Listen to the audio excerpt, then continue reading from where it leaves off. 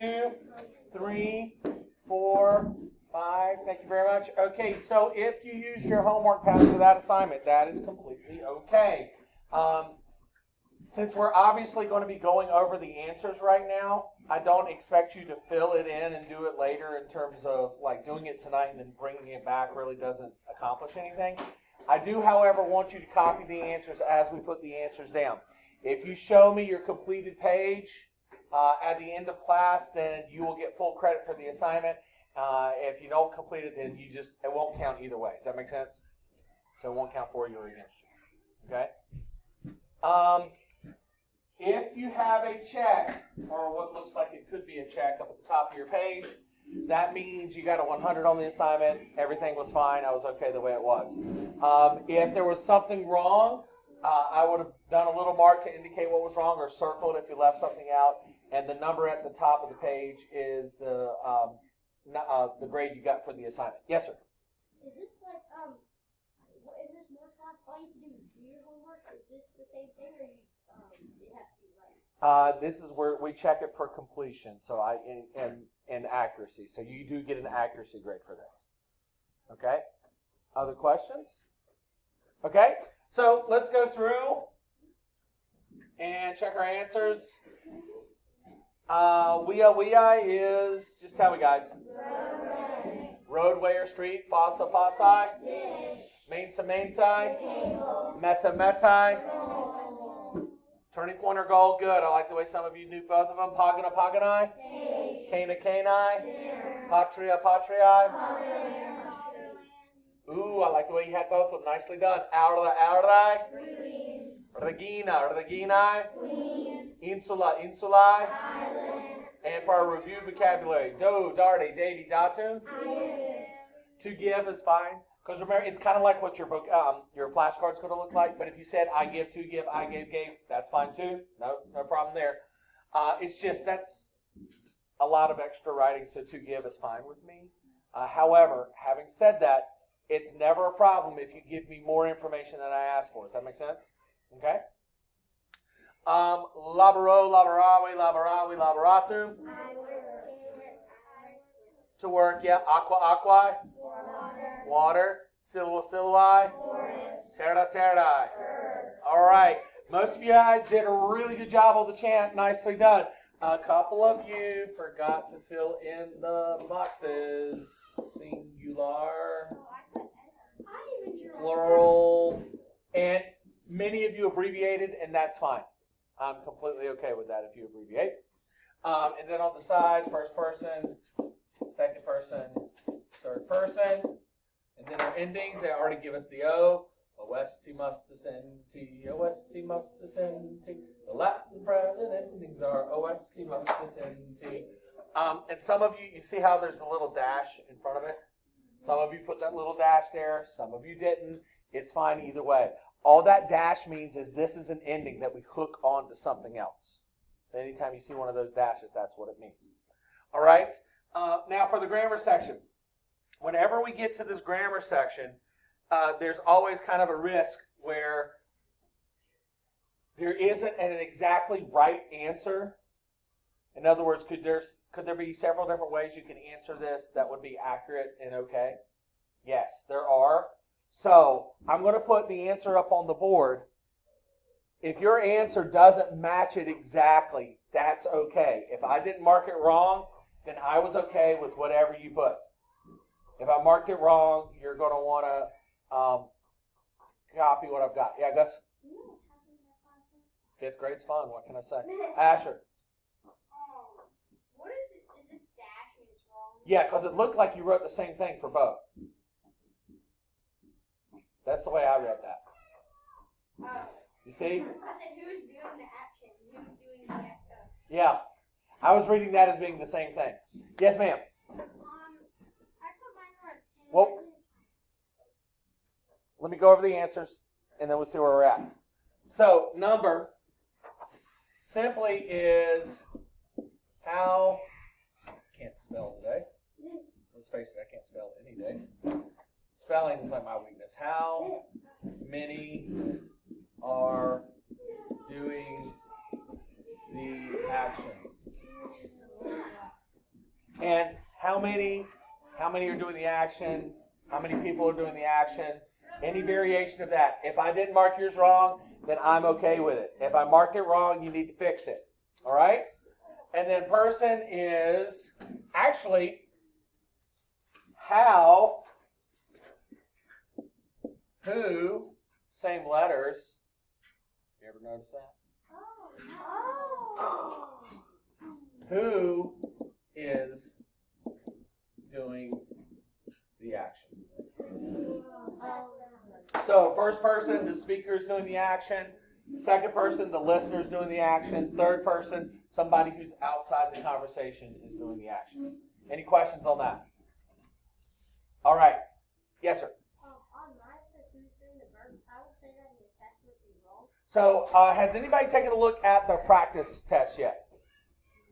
I'm going to tonight. Okay, so the practice test, let's pull up the practice test real quick. So if we go to Google Classroom,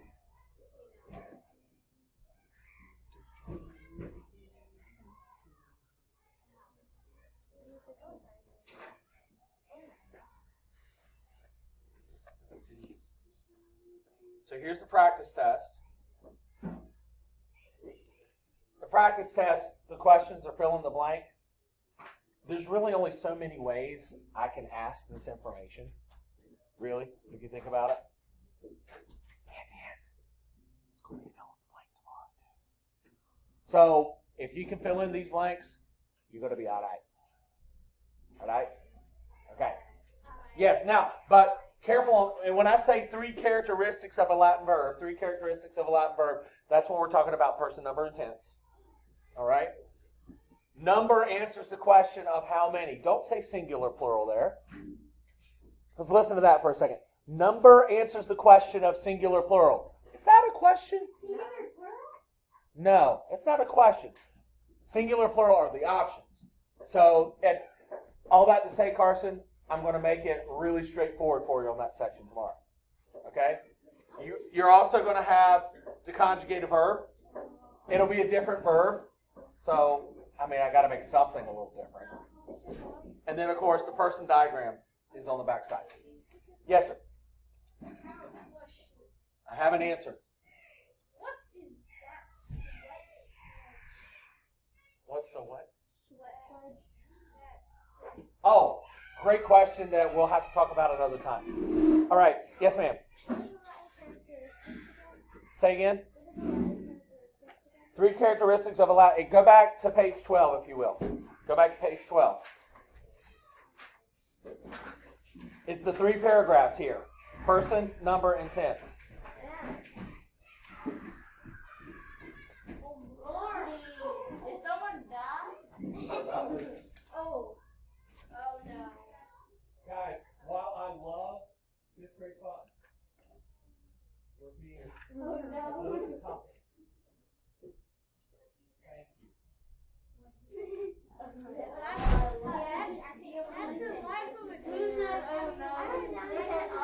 All right. Questions about, don't talk about that. So you have a question about this. Okay, just so we're clear. Yes. So the number 1 question on the practice test, is it literally person number 10? Yeah. Yeah, because look on page 12, friends. The 3 characteristics of a Latin verb are person, number, and tense. Person tells us who's doing the action in the sentence. First person, second person, third person. Number tells us how many are doing the action, singular and plural. Tense is time, tells us when the action occurred. Yes, sir. Can you go back to the practice test? I know. Okay. Okay, which one? Oh, front. You guys know this, right? Yeah. No. Good. Wait, what? He said no. Oh, yeah, he was gone. But I gave him a copy of it. Oh, right. All right. Yeah, what's your question? Oh, you just want to look. Oh, you can look at it on your own time. Okay. Yeah, Eva Grace. Eva Wright. The second question, I'm confused on that. Okay.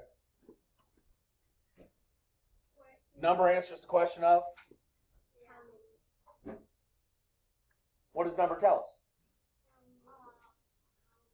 Yeah, and number answers the question of how many are doing the action of the sentence, right? Look on page 14 real quick for me, friends.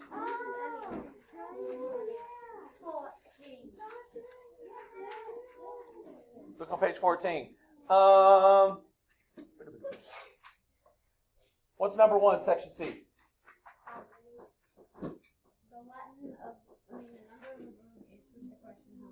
Okay, so Evie, if you remember last time we had the conversation, if you see something on the worksheet that we do in class, and if you see something that's on the homework, that question came up on both, didn't it? That's a really important way of knowing, hey, this is kind of important. And hint, hint, wink, wink, nudge, nudge, if it's also on the practice test, you really want to know it. I'm just saying. All right? Yes? Because I would like to practice conjugating, so let's move through as best we can. That's your person diagram. Okay? And also, and don't forget, a copy of the person diagram was posted to Google Classroom as well with the answer key. So if you're not sure what to do about that, go check that out. All right, let's practice conjugating. So you could do this on your whiteboards if you want, or, well, then we're not going to do it on our whiteboards. Get a piece of paper over here on the...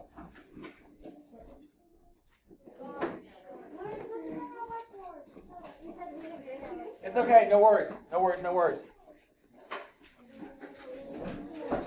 And if you get stuck on something, I'm going to help you out. So, step number 1 was we do our vocabulary, right?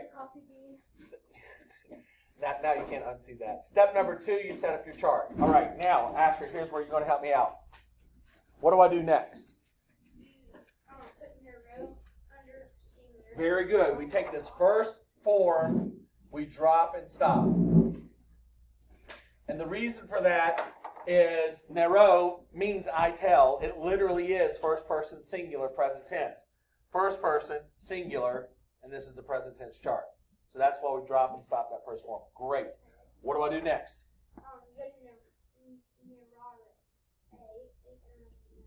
Yeah, nerare. It's okay. It's a lot of R's to roll there. It's kind of hard. Good. So the second principal part is called the infinitive. We chop off the RE. And what's left? Do you remember what we called that stumpy part that's left over? Yes, ma'am. The stem, or the verb stem, or the present stem. So going back to the practice test, when I'm asking you to conjugate, so if this were the test, you would say do, dare, dati, datum, right? And then I'm going to ask for the present stem. So you're going to show me that present stem there. All right? We doing good so far? All right. Okay. Now, Asher, what do I do next?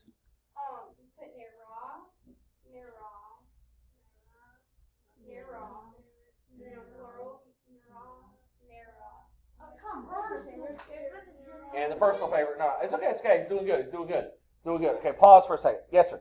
Are the other tenses that we're going to learn conjugated word, infinitive, and all those other things? Don't worry about that right now. Let's focus on what we got in front of us. Yes. For your verb stem, you do the like anara. If you put that in your verb stem, would you do a macron? Great question. Fantastic question. Thank you for that. So his question was, if you're asking us for the verb stem, do I need to put a macron over the stem vowel in the verb stem? And honestly, it doesn't matter. If you do, that's all right. If you don't, that's still all right. And the reason for that, some of these have macrons and some of these don't. Right? Okay? So what's our macron pattern, Asher? Long. Yep. Long, short. Long, long, short. Good.